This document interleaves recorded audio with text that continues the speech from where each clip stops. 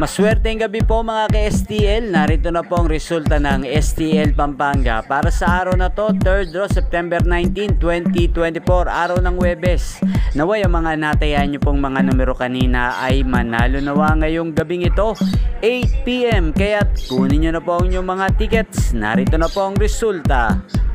Para po sa STL Pampanga, 3rd draw result, ang mga numerong nanalo 35 at 16 in exact order sa lahat po ng tumaya kanina para sa 3rd draw ng 35 at 16. Congrats po sa inyo, panalo po kayo.